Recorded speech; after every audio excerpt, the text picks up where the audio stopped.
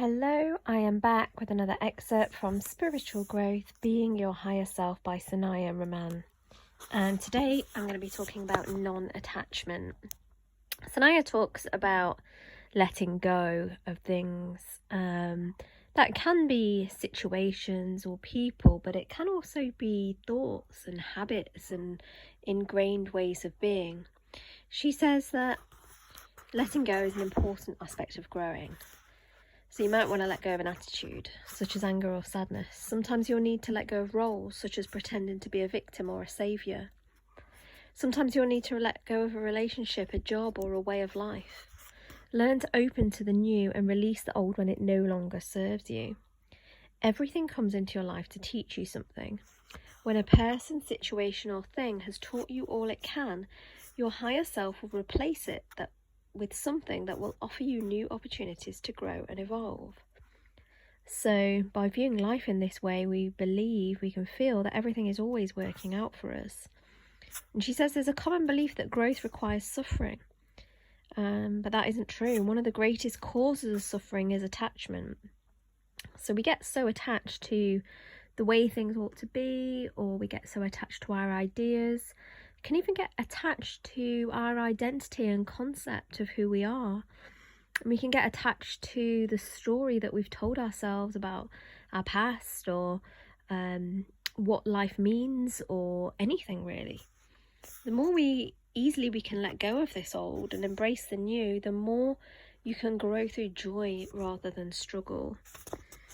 Growth involves making changes, learning new skills, and accepting new forms, attitudes, perspectives, and people into your life. She says, some people think they need to hang on to what they have, for it may be the best they will ever get. If you're thinking about making a change, imagine yourself having something even better than you have now. See yourself going through the process easily and feeling happy with the results.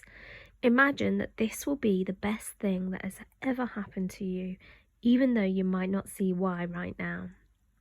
Decide you are going to trust in your ability to create your higher good and look forward to the wonderful surprises that are in store for you. And she talks about the things, people, situations, mindsets, etc. Anything in your life right now that you want to release. You can actually ask your higher self to assist you in releasing anything that is not for your higher good. You can even say, for the divine will and for the higher good of all. She says you can take a deep breath and close your eyes and allow this thing permission to leave you. Hanging on can repel something you want. Once you release something, it will either come back to you or something better will take its place. Nothing ever leaves your life unless something better is coming. And this is really how we can program our lives. We can often see things, and there's a great parable called Maybe. I think I'll link to it below, and it's like a Chinese proverb about lots of different situations that happened, and from the external it looked bad, but the guy was like, oh, maybe it's bad, and then things worked out. So it is really all about how we perceive things, our perception of things. She says, believe it all changes for your higher good, or it wouldn't be happening.